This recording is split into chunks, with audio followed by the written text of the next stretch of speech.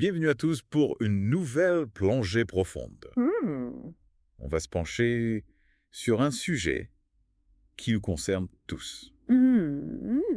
Coureur aguerri ou amateur du dimanche, Oui, choisir les meilleures chaussures d'accord. pour la récupération active. Oui, Ce oui. qu'on appelle aussi l'endurance fondamentale. Ah, l'endurance fondamentale, souvent négligée. Hmm. Elle est pourtant essentielle Oui. pour permettre à nos muscles de se reconstruire après des efforts intenses. Oui. On a tendance à s'extasier sur les chaussures pour les grandes courses. Ah oui, c'est vrai. Mais nos pieds méritent tout autant d'attention. Pendant les phases de récupération, vous ne trouvez pas? Tout à fait. Hmm. On est tellement focalisé sur la performance Oui, qu'on en oublie parfois l'importance du repos oui, et du bien-être de nos pieds. tout à fait. C'est là que l'article d'Athlé expliqué entre en jeu. Ah, On va décortiquer ensemble leurs conseils hmm. pour trouver la paire parfaite Oui, pour nos footings de récupération. d'accord. Ils ont même sélectionné 7 modèles phares Ah oui, qu'on va passer en revue. exactement. Ficeler quand? Avant de plonger dans le vif du sujet, Oui. commençons par les fondamentaux. Mhm. Le critère numéro 1 pour une chaussure de récupération, Oui, c'est l'amorti. d'accord. Imaginez après une séance intense. Oui. Vos jambes sont fatiguées, Mm. vos articulations un peu sensibles. Oui. Un bon amorti va absorber les chocs à chaque foulée Mm. et vous offrir un confort incomparable. C'est vrai, on veut éviter de se sentir comme des robots rouillés pendant nos footings de récupération. Exactement. Et qui dit confort dit aussi soutien Oui, et stabilité, oui, oui. même si on court à faible allure. On a besoin de se sentir en confiance. Oui, et en sécurité. Absolument. Ouais. Personne ne veut se tordre la cheville pendant un footing de récupération. Ah non. Et n'oublions pas la respirabilité. Ah oui.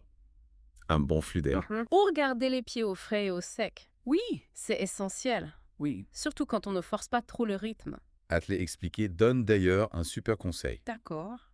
Choisir une pointure avec un peu plus d'espace que d'habitude. Oui, Après un effort intense, oui. vos pieds peuvent gonfler légèrement. Cette petite marge de manœuvre Oui. vous évitera les sensations d'oppression et laissera vos pieds respirer, D'accord. prêts à découvrir leurs recommandations. Oui, chez Zarao. Commençons par la Brooks Glycerin Ventiment. Vous cherchez une chaussure Qui vous enveloppe de douceur au cerf. Oui. Ne cherchez plus.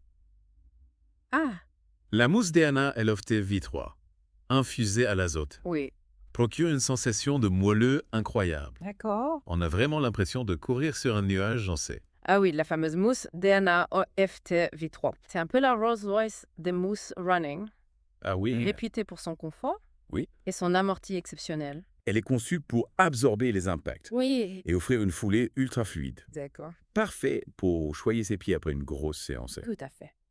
L'article mentionne aussi un espace généreux au niveau des orteils, la toe box, et une tige respirante pour un confort optimal. Tout à fait. Par contre, petit bémol relevé par Athlé expliqué. Ah. La languette a tendance à glisser pour certains coureurs. Un détail à prendre en compte si vous avez le pied fin. D'accord. Passons maintenant à la Mizuno Wave Sky 8. Oui. Ce qui la distingue, c'est sa technologie unique appelée Wave Flow. Ah. Une plaque ondulée intégrée à la semelle Oui. qui disperse les chocs. D'accord.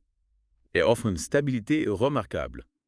C'est vrai, la Wave Sky 8 est réputée pour son excellent maintien. Hmm. Vous avez tendance à voir la cheville qui part un peu vers l'intérieur. Oui. Cette chaussure pourrait vous aider à corriger ce problème. Et à courir avec plus de stabilité. Et en plus de la technologie Way, Oui. elle intègre la mousse NRZ Way, Ah oui. qui procure une sensation de dynamisme et de légèreté. Oui. On a vraiment l'impression de flotter. C'est bien dit flotter.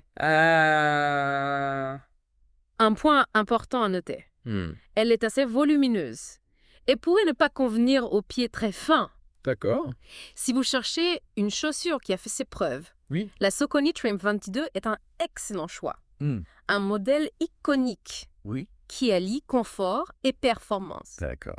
Depuis de nombreuses années. Ah oui, la Triumph 22, un classique revisité. Tout à fait.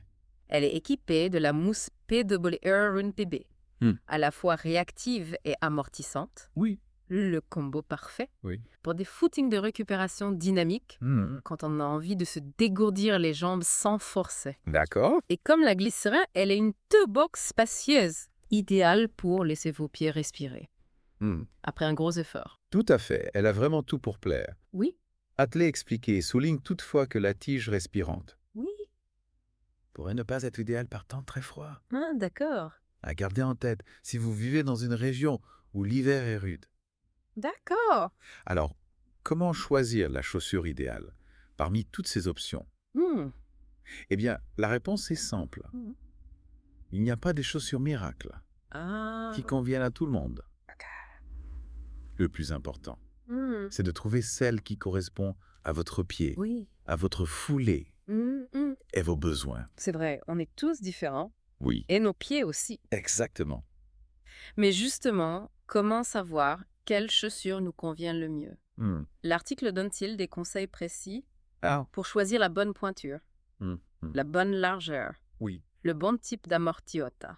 Atlet expliqué ne donne pas de réponse toute faite. D'accord.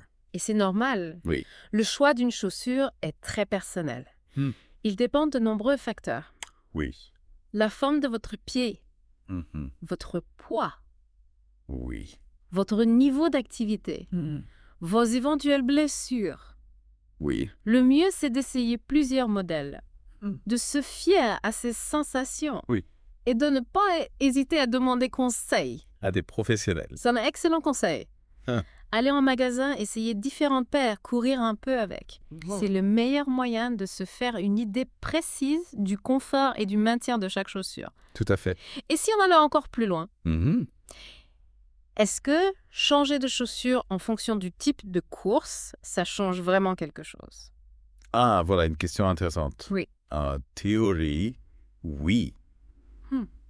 Adapter ses chaussures à chaque séance peut optimiser le confort. D'accord. La performance et la récupération.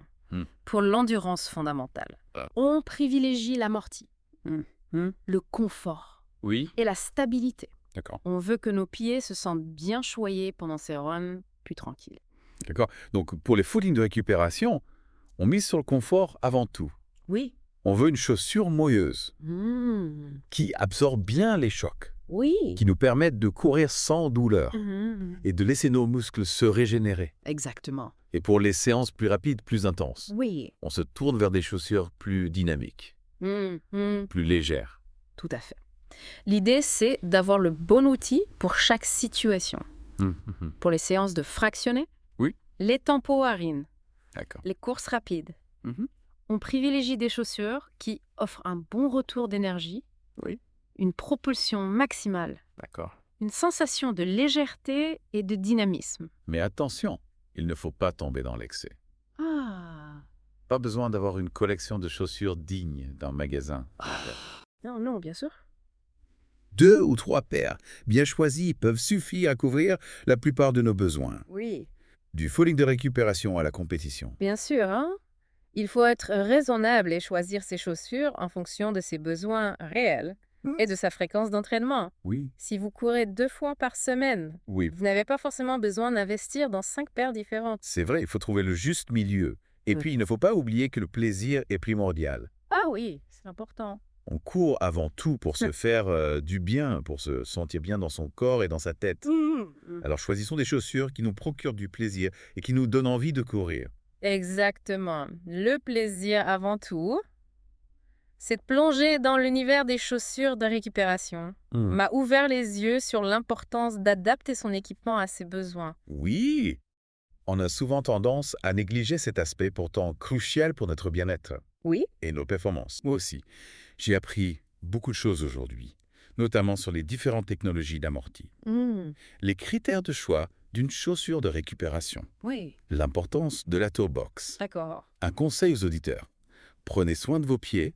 Choisissez des chaussures adaptées à vos runs de récupération. Et vous verrez la différence. Et n'oubliez pas que le plus important, c'est d'écouter son corps et de trouver ce qui vous convient le mieux. Oui. N'hésitez pas à essayer plusieurs modèles, D'accord. à comparer vos sensations, à demander conseil. Oui. Il y en a forcément une chaussure parfaite pour vous, il suffit de la trouver. C'est une excellente conclusion. Oui. On a passé en revue les critères essentiels. On a découvert des modèles Far Side Wackelbock. On a exploré les différentes technologies. Maintenant, c'est à vous de jouer. Oui. Expérimentez, testez, comparez. Et trouvez la chaussure qui vous permettra de profiter au maximum de vos footings de récupération. Et justement, pour aller plus loin, je vous propose une petite réflexion. Oui. Est-ce que la perception de la différence entre une chaussure de course et une chaussure de récupération Oui. est uniquement dans notre tête? C'est une question fascinante. Vous voulez dire qu'on se conditionne à ressentir plus de confort et de récupération simplement parce qu'on porte une chaussure étiquetée comme telle. Exactement. Est-ce que... L'effet placebo. Ah. Un pouvoir incroyable sur notre corps. On a tellement intégré l'idée qu'une chaussure de récupération doit être plus amortie, plus souple, qu'on finit par ressentir ses effets. Oui. Même si la différence est minime, D'accord. notre cerveau nous joue des tours. Alors, est-ce qu'au final, le choix de la chaussure importe vraiment? Faut-il vraiment investir dans une paire spécifique pour la récupération? Ou peut-on tout simplement utiliser nos chaussures de course habituelles pour tous nos runs? Je pense qu'il faut trouver un juste milieu. Bien sûr, il est important d'avoir des chaussures confortables et adaptées à sa pratique. D'accord. Mais il ne faut pas non plus tomber dans l'excès et se laisser influencer par le marketing. Oui, c'est vrai. L'écoute de son corps est primordiale. C'est un excellent point. On peut facilement se laisser séduire par les dernières technologies, les designs flash, les promesses de performance. Mais au final, ce qui compte vraiment, c'est de se sentir bien dans ses baskets et de courir avec plaisir. Tout à fait. Privilégier le confort, la stabilité et l'amorti, que ce soit pour vos runs de récupération ou vos séances plus intenses. Choisissez une chaussure qui vous fait du bien, peu importe son étiquette. Donc, on privilégie l'écoute de son corps et on choisit une chaussure qui nous fait du bien. Voilà, peu importe son étiquette. C'est ça. C'est un message clair. Oui. Simple et efficace cœur.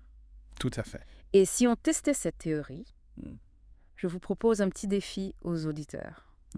Essayez de courir avec vos chaussures de récupération. Lors d'une séance plus intense. Et voyez ce que ça donne. Excellente idée. Et inversement. Oui. Essayez de faire un footing de récupération. Avec vos chaussures de course habituelles. On compare les sensations. D'accord. On analyse. Et on se fait notre propre opinion. Exactement. Ce sera notre petite expérience scientifique collaborative. Oui. On compte sur vous pour nous faire part de vos retours, vos observations, vos conclusions. D'accord. On a hâte de découvrir vos impressions. En attendant, on vous souhaite de belles sorties au running, pleines de plaisir et de découvertes. N'oubliez pas que le plus important, c'est de courir avec le sourire. Et surtout, de prendre soin de vos pieds. À très bientôt pour une nouvelle plongée profonde. N'étant